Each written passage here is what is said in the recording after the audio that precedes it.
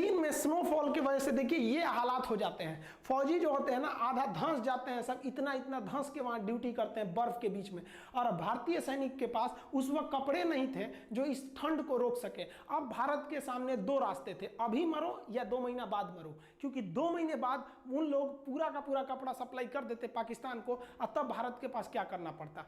तब उस समय कुछ समझ में नहीं आ रहा था भारतीय सैनिकों को। तब ब्रिगेडियर चन्ना और नरिंदर बुल कुमार नामक कर्नल ने कहा कि हम लोग इसी कपड़ों पर चढ़ाई कर देंगे, क्योंकि अगर देर करेंगे तो मरना फिक्स है। अभी क्या है कि अभी उनके पास भी पूरे कपड़ों की सप्लाई नहीं है और हमारे पास तो साफ नहीं है। तो एक काम करते हैं, पहले ही हम लोग हमला बोल देते हैं, वहां जो होगा देखा जाएगा। लेकिन इनको सबसे ज्यादा दिक्कत था कि लड़ाई जवानों से जीती जाती है, अपनी सैनिकों से जीती जाती है। सैनिकों को पता था कि इनके पास ऐसे कपड़े नहीं है जो ऐसे दुर्गम इलाकों पे जा सके और इतनी भीषण ठंड को रोक सके।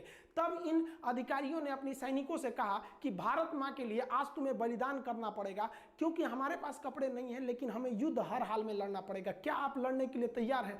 भारत के जवानों ने एक सुर में बोला कि हम लड़ेंगे और हम इसी कपड़ों में जाएंगे और आप चिंता मत कीजिए, हम वचन देते हैं हम जीत के आएंगे। और भारतीय सैनिकों का जब यह साहस देखा तो ब्रिगेडियर चन्ना एवं कर्नल नगेंद्र बुल ने तुरंत डिसीजन लिया कि भारतीय सेना को अब कहां पर भेज दिया जाए, सियाचिन ग्लेशियर पर। सियाचिन ग्लेशियर पर हम ज्यादा हथियार नहीं ले जा सकते थे, इसलिए हम लोगों ने मोटार को लेके गए। मोटार एक छोटे आकार का तोप होता है, अपने साथ मोटार लेके गए, आरपीजी लेके गए। आरपीजी जो होता है ना, रॉकेट प्रोपेल जो होता है, ग्रेनेड लॉन्चर होता है। आरपीजी ये ग्रेनेड होता है, ये आरपीजी, ये इसको आप लोग रॉकेट लॉन्चर भी बोलते होंगे। और एचएमजी लेके चले गए, हैवी मशीन गन, ये अपने साथ लेके आगे बढ़ने लगे सियाचिन ग्लेशियर के लिए। लेकिन इन्हें ब्रिगेडियर चन्ना ने कि कुछ भी हो जाए उन पहाड़ों पर जाके आप लोग अपना रेडियो सिग्नल मत ऑन कीजिएगा, वरना जैसे आप रेडियो सिग्नल ऑन कीजिएगा वहां पर तुरंत इसकी खबर पाकिस्तानियों को लग जाएगी। लेकिन जैसे हमारी सैनिक ऊपर की ओर बढ़ने लगे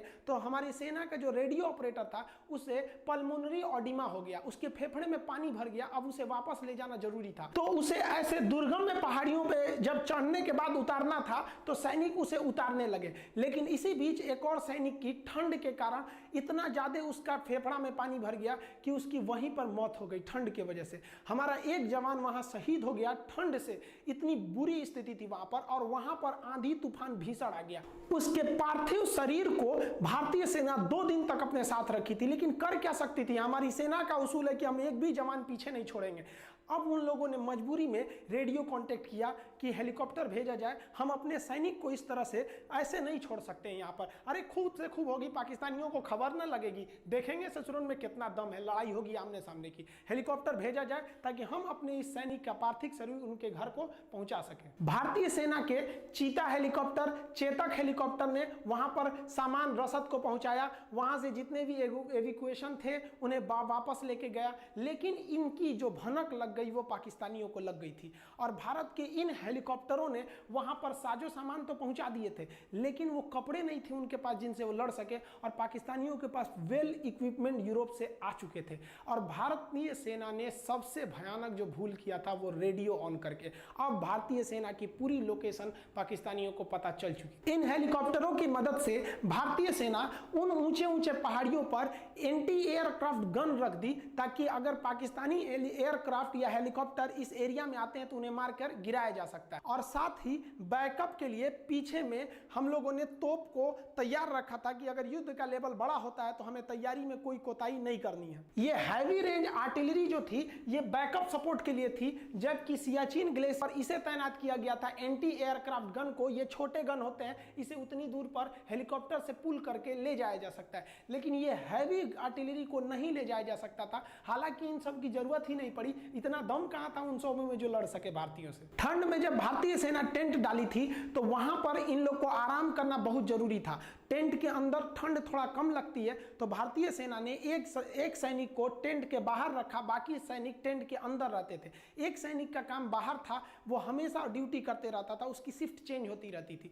लेकिन 13 अप्रैल को जब ये मिशन चालू हुआ था तो उसके 3-4 रोज बाद ऐसे जैसे हम लोग आगे बढ़ते गए, तब एक दिन ऐसा आया, ड्यूटी पर थे लांस नायक चंचल, उनको अचानक हलचल दिखाई दी पाकिस्तानियों के मूवमेंट की। पाकिस्तानी ना HMG मशीन लेके आए थे, हैवी मशीन गन। इस HMG गन से वो अंधाधुंध फायरिंग करने लगे और भारतीय सैनिक सोए हुए थे।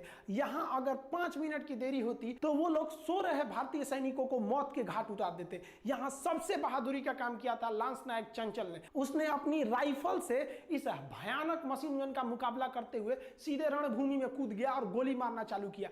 और जैसे गोली चालू किया तो इधर से भी फायरिंग हुई, उधर से भी फायरिंग हुई। इस फायरिंग की आवाज सुनकर भारतीय सैनिक उठ गए।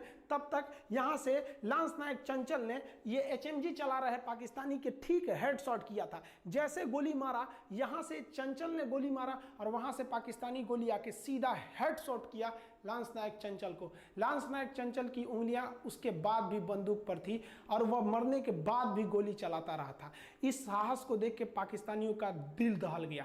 तब तक भारतीय सैनिक उठ चुकी थी। वो उठने के बाद नींद क्या चीज होता है, तुरंत धावा बोल दी और 5 मिनट के अंदर अंदर पाकिस्तान के 26 सैनिकों को मौत के घाट उतार दिया। और ये वैसे सैनिक थे जिन्हें यूरोप से कपड़े दिए गए थे कि इन कपड़ों को पहन के आप लड़िएगा। भारतीय सैनिकों के पास तो एक ही चीज की कमी थी, इन ससुरा क्या करेगा सर, उगारे कर दिया लोग, उसको ले जाओ ससुरा खोलकर। अब भारतीय सैनिकों के पास जो कपड़े की कमी थी वो कपड़ा तो अब हो ही गया। अब इधर जो पाकिस्तानी थे वो ओवर कॉन्फिडेंस में थे। उन पाकिस्तानी बेस कमांडरों को लगा कि जो वो 26 सैनिक भेजे हैं ना, वो लोग अब अपनी जगह पे पहुंच गए हैं, जबकि वो तो अपने जगह पे नहीं दूसरे जगह पे पहुंच गए थे। उनकी लाश को भारतीय सेना इज्जत से दफना दी और भारतीय सेना इनके ड्रेसों को पहन के अब रेडी थी।